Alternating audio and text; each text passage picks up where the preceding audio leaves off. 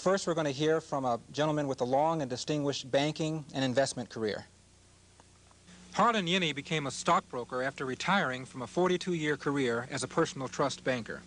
He retired again, this time from Kidder Peabody, in November 1987 at age 98.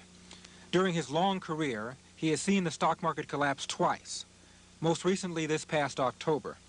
When Wall Street crashed in October 1929, he was employed with Cleveland Trust, now known as Ameritrust. Our lobby was full. The main office, I was the main officer in 19 Euclid. There were full of people, long lines at every teller's window. The line went out the front door and clear up to Halley's store on Euclid. People drawing their money out of the bank. I can't tell you what day it was or anything. But they were afraid that the bank was going to fail, which it might have if it kept up. Any bank would, because although it'd be perfectly solvent, you can't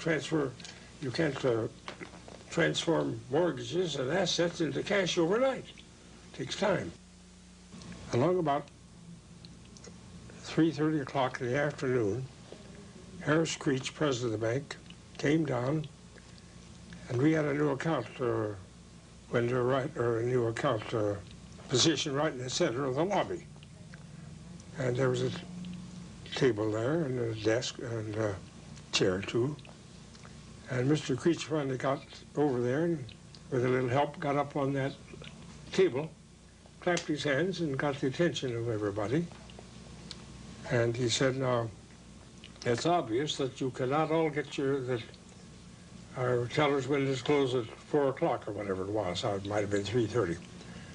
But anyhow, it's obvious, he said, that you cannot get your money out tonight by the time they normally close. He said, for that reason, we will keep our windows open until 4:30, the other half an hour. And tomorrow morning, instead of opening at the normal hour of, say, 10 o'clock, we'll open at 9:30. Well, people got to thinking about that. And a lot of them left the bank and went home, said, well, man, the bank must be all right. Why do I bother? Mr. Yenny, did you notice any similarities between the crash of October 1929 and the crash of October 1987? Very few similarities. And the crashes were not at all identical in nature or similar in nature. This really wasn't a crash, just a little temporary turnaround in the market. But in 1929, people being long or short with a 10% margin, it didn't take but a very little change in the direction of the market to create an avalanche of calls for additional security or cash to prop up the accounts, you see. If you had $100,000 worth of stocks and had $10,000 margin on them, the market goes down 10%, well, your margin's wiped out. What advice would you give people who are thinking about investing in the market today? My observation and experience tell me that the best way to invest in the stock market is to buy good stocks and hang on to them.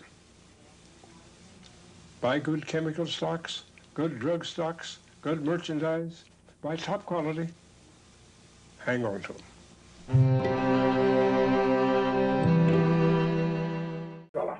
Once in a while, though, for himself and for a few customers who can afford it, he likes to play the wide swings in the market. I look for quality, I look for potential and marketability, and you've got to consider the income of your client. They can't play golf anymore, can't bowl anymore. This is something to do, which I enjoy. And there are a lot of people who need sound advice, and that's the kind of advice I try to give them. Almost always, even at age 97, Harlan Yenny ranks in the upper half of the 30 sales representatives in this office. I don't dwell much in the past. I try to live in the present and try to figure out the future somehow.